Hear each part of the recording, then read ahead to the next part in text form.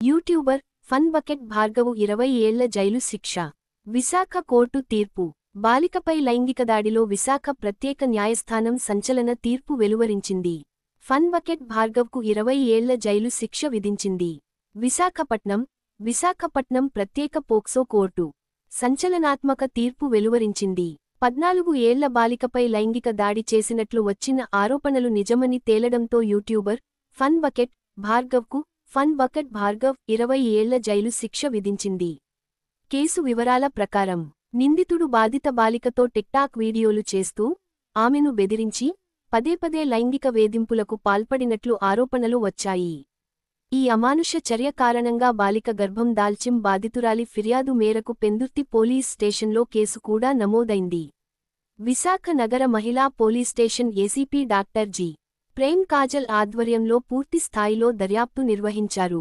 Charge షీట్తో పాటు సాక్ష్యాలను కోర్టులో సమర్పించారు.